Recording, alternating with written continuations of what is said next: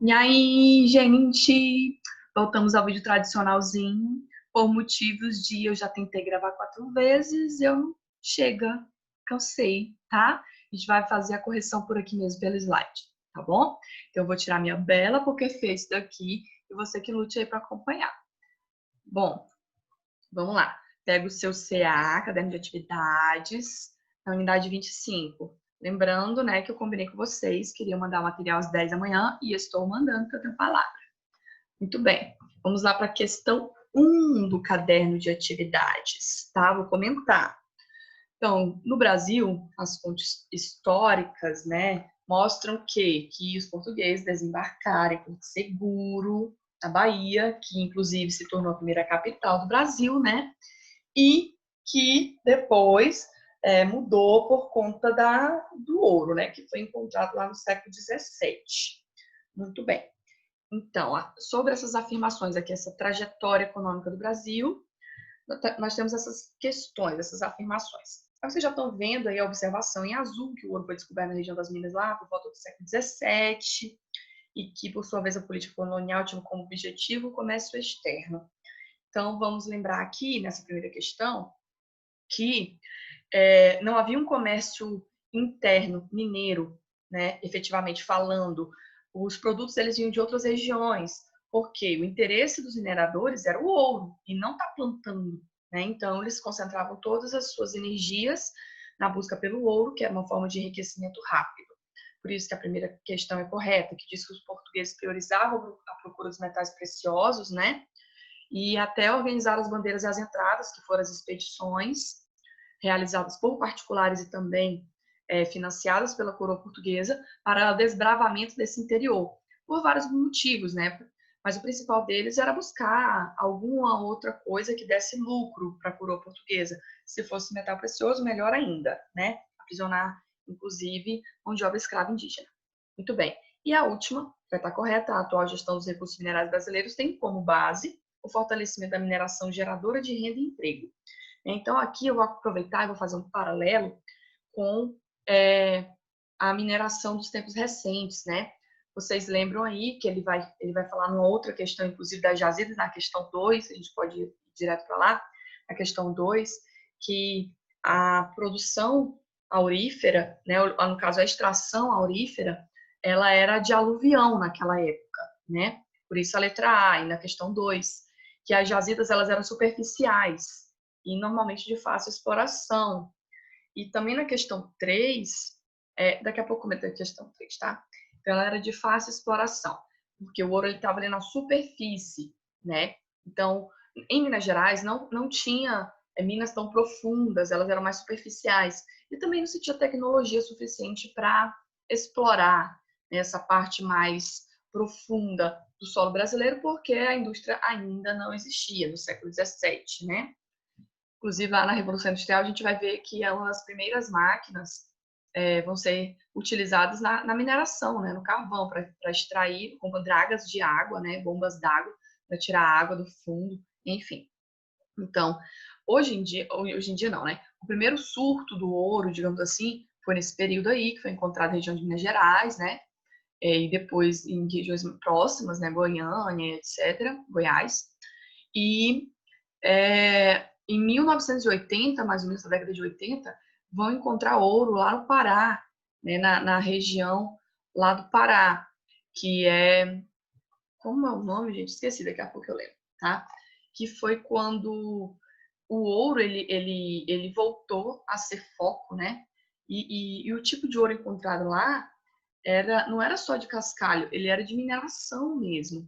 Então, a qualidade, né, do ouro e todas essas coisas, que tinha ouro de diferentes gramaturas, né, ouro escuro, ouro mais claro, enfim. Esse ouro mais profundo, ele foi encontrado lá na região do Pará, território que chamava Serra Pelada, né? E esse ciclo do ouro, ele também vai durar pouco, porque o ouro é um recurso natural, né? É um recurso finito, então a extração em larga escala provoca aí a extinção, né? A gente vai falar até dessa extinção que vai levar à crise do ouro em Minas Gerais e a criação de impostos como a derrama e tal, para suprir a falta desse ouro. Então, na região aí da Serra Pelada, vocês devem ter estudado geografia, né? o território ele pertencia a Vale do Rio Doce, né? Mas quando foi encontrado o ouro, a galera invadiu, os garimpeiros eles invadiram, literalmente, né? É como eu sempre digo, se você berrar que tem ouro, meu irmão, não existe segredo onde tem ouro. Todo mundo fica sabendo, é uma loucura, geral correndo e pera para que te quer e bora tomar tudo. Então, no final dos anos 92, o ouro lá da região da Serra Pelada já estava quase esgotado, né? Então, encontrar ouro era a alternativa mais rápida de se tornar rico. E era por isso que as nações europeias tanto buscavam, né, o metalismo, que era a forma mais rápida de se tornar milionário, rico, enfim. Aí a gente já vai para a terceira questão, que pede para que você marque a alternativa incorreta, a alternativa errada, né, sobre a questão da mineração. Não está dizendo que a atividade mineradora existia grandes investimentos. Não, gente, não exigia grandes investimentos, não. Bastava um balde, uma bateia e coragem, né? Então não precisava de muito investimento. Quem tinha escravos estava em vantagem, porque ia conseguir cobrir uma maior área, né, e encontrar mais ouro. Então, essa sociedade mineira ela vai se tornar mais igualitária? Não, ela não vai se tornar mais igualitária, né, digamos assim, mas vai haver mais possibilidades de mobilidade social na sociedade mineradora do que em outros lugares, porque a pessoa encontrava ouro e rapidamente ela ascendia socialmente, ela não precisava, né, por exemplo, de ter brasão, nascimento, né? Mas essa alternativa ela está errada por conta disso, tá? Dos grandes investimentos industriais, principalmente da questão igualitária. Até hoje não existe uma sociedade igualitária. Então, muito menos naquela época. Na questão 4, né, a descoberta do ouro, sobre ainda cortou aí, né, gerou transformações sociais, e aí a gente vai ter o crescimento de uma grande camada social intermediária, que vai ser formada pelos comerciantes.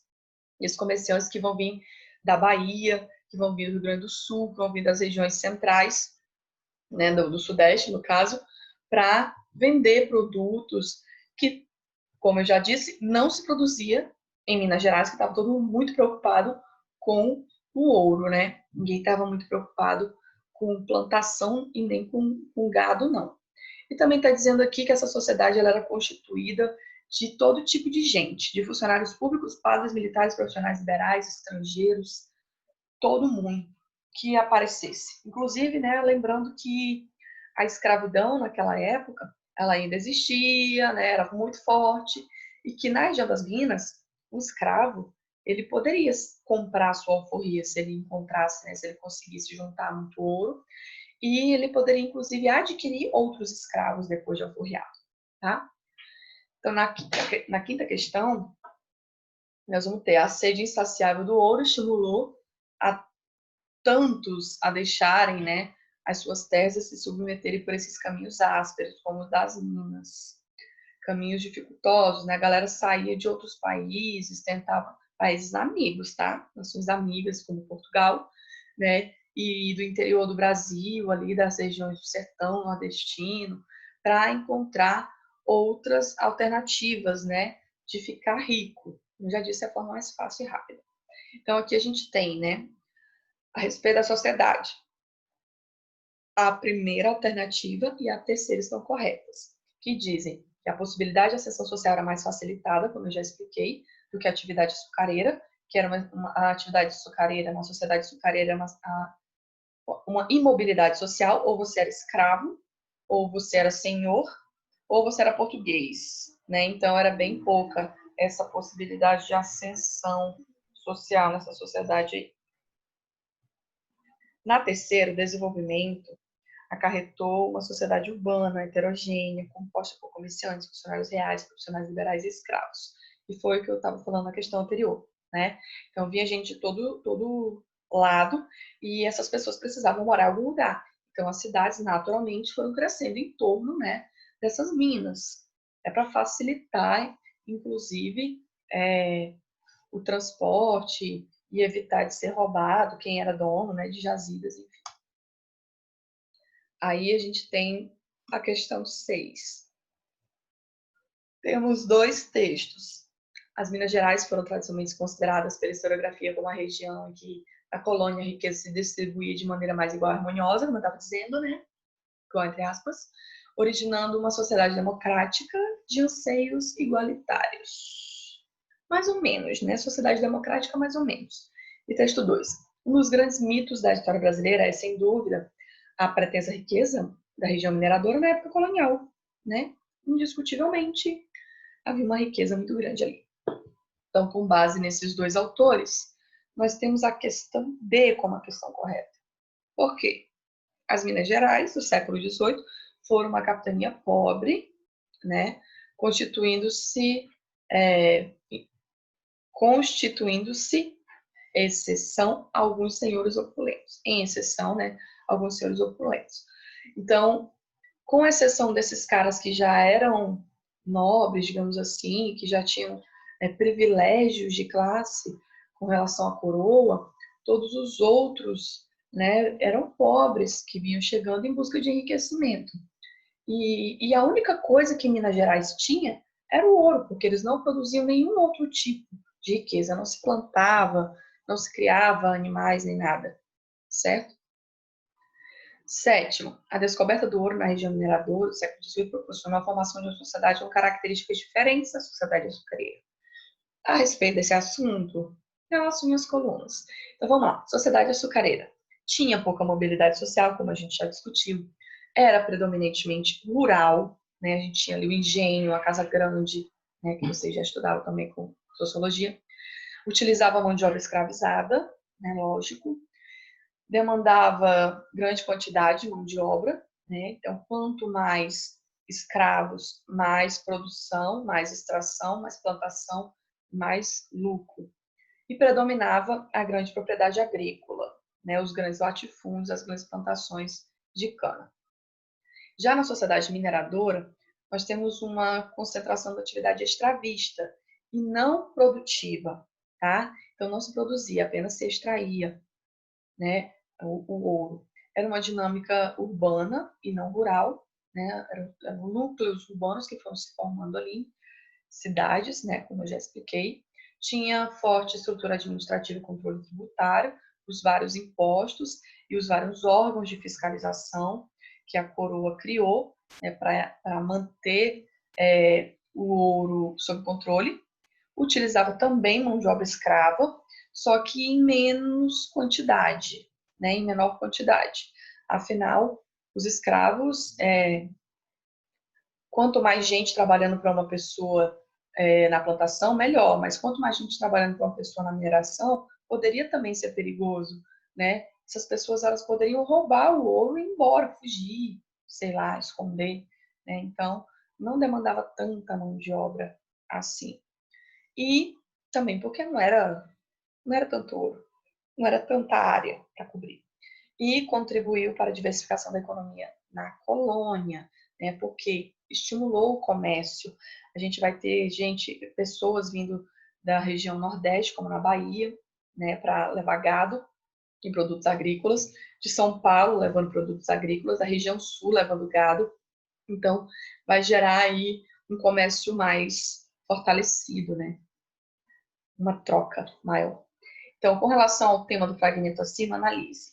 O fragmento diz o seguinte: desde que os portugueses encontraram ouro no Brasil, tanto o escoamento da produção colonial quanto o abastecimento das regiões produtoras foram feitas no lombo de animais. Como eu já expliquei, né? O gado que vinha do sul e da Bahia eu explico, tá, gente? Na Bahia, a gente estudou que a maior parte das terras férteis elas eram utilizadas para a plantação de cana, de cacau, entre outros.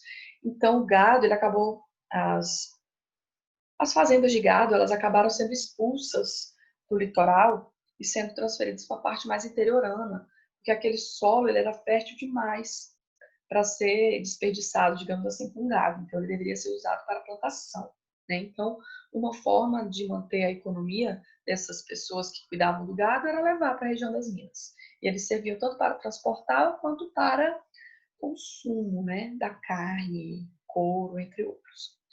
E a questão 2 também está correta, né? Que fala disso aí que eu acabei de explicar, tá? Nona questão. No bloco superior, Abaixo, eu dei pausa porque é meio estranha essa questão, né? Abaixo estão citados 4 razões que justificariam a articulação dos 3 movimentos sociais. Então, o bloco superior é esse, tá? E só tem 3 alternativas, ou seja, uma não será contemplada, que no caso é a primeira alternativa, né? Que é a mobilização a partir do setor subalterno da sociedade colonial, particularmente de escravos e libertos. Não, gente. Na região das Minas, a reivindicação não partiu dos escravos e nem dos escravos libertos, tá? Ele vai partir dos burgueses, né, dos mineiros, os burgueses, que acabaram aprendendo ideias iluministas, que tinham dívidas, inclusive, com a coroa, né? Estavam satisfeitos com o governo colonial e com os impostos altos, e também vai partir dos mineradores, né? Os paulistas, né? Os emboabas, né? E tudo mais, tá? Que a gente vai ver de Vila Rica. Então, em Boabas, a gente vai ter a supremacia paulista, né? Brigando lá pelo território contra a chegada dos forasteiros, as pessoas que vinham de fora e queriam se estabelecer na região das Minas, como os bandeirantes, né? E os entradistas tinham chegado primeiro, eles não queriam permitir. E aí teve a Guerra dos Emboabas. E a revolta de Vila Rica, que dentre vários motivos, né, a gente tem aí a cobrança do quinto, né, e a proibição da circulação do ouro em pó. Circulação do ouro em pó, gente. O ouro em pó ele acabou sendo usado como moeda interna de troca. Assim como na Serra dos Carajás, tá? Desculpa. Acho que é a Serra dos Carajás também. E na Serra Pelada, que eu citei anteriormente, né, lá no Pará. Então, o ouro em pó ele era usado como moeda de troca. E isso não era permitido pela coroa portuguesa, né? E aí a derrama. E a Inconfidência Mineira também pelos mesmos motivos da coroa portuguesa ficar tão presente e cobrar tantos impostos. Questão 10. Segundo o texto, que texto? Este texto. No quadro das revoltas ocorridas em Minas Gerais, na primeira metade do século XVIII, entre 1707 e 1736, verificamos algumas delas elementos de marcante originalidade por contestar abertamente os direitos do rei. Ok. Que são esses movimentos que eu expliquei na questão anterior, né, dos jovens que iam estudar, enfim, né? Aí a gente tem aqui, eita, que saiu um negócio aqui. De acordo com o texto, as primeiras revoltas acontecidas, né, na região das Minas contestam o direito do rei e e envolve a participação das pessoas mais pobres. No caso, ele está falando dos emboabas e tal, né? Então, se refere à Guerra dos Emboabas e a de Vila Rica, ou Felipe dos Santos. A primeira, por exigir privilégios que a coroa não estava disposta a conceder, como ter terras, né? Eles queriam ser donos das jazidas, mas não era todo mundo que podia ser dono de jazidas. Tinha alguns critérios, né? Como, por exemplo, possuir de 12 escravos para cima, né? Ser um homem bom, etc. E a segunda pela implantação de um sistema mais rígido de controle, que foi a do Felipe dos Santos ou de Vila Rica, que eu já expliquei na questão anterior. Dê duas características da Inconfidência Mineira que diferenciam das outras revoltas. Primeiro, a Inconfidência Mineira era um movimento de elite, de burgueses, que foram estudar, né, lá na Europa e tiveram contato com as ideias iluministas e voltando para cá, se encontraram em situação de endividamento com a metrópole. Então, vamos juntar a fome com a vontade de comer, vamos pegar as ideias iluministas, vamos fazer uma revolução, vamos derrubar o sistema e vamos tomar o governo, assim como fizeram os franceses, né? Uma revolução burguesa. Outra importante diferença era quando os planos dos revoltosos que desejavam independência, que até hoje, no momento, não havia sido considerado pelas revoltas anteriores. As revoltas coloniais de Minas Gerais, lá do século XVIII, que é a Inconfidência Mineira, né, também, tinha protestos bem específicos e gerais ao mesmo tempo, né, específicos, econômicos, gerais, a República. Já as revoltas colonas, elas eram mais interessadas em questões pequenas, em questões internas mesmo, em questões individualistas. Então, não havia nada em comum, né? Eles não tinham ideal em comum, como, por exemplo, a proclamação da República. Certo? 11ª questão. Assinale a alternativa que apresenta corretamente as características do comércio interno. Como eu já expliquei, o comércio interno ele começa a desenvolver nas cidades mineiras porque tinha muito mercado consumidor, tinha muita gente para consumir, mas eles não produziam nada. Por isso, né, os produtos eles tinham que ser adquiridos de outras regiões do país e outras regiões do Brasil, como o Nordeste e o Sul e Sudeste, tá certo? 12ª questão. Desde que pisaram em solo americano, os portugueses sonharam descobrir o ouro. Quem nunca? E, no final do século XVII, conseguiram. Elabore um texto expondo essas consequências. E aí você vai falar de tudo isso que a gente, né, conversou aqui. A descoberta do ouro na região das Minas levou a considerável aumento da população, a população explodiu, né, a explosão populacional, todo mundo queria encontrar ouro. Muita gente foi para lá em busca de enriquecer rapidamente, né, que a mineração levou também à urbanização desse território, levou à emergência de uma classe média urbana, que são os comerciantes e os mineradores, estimulou esse mercado interno, como a gente acabou de ver, né?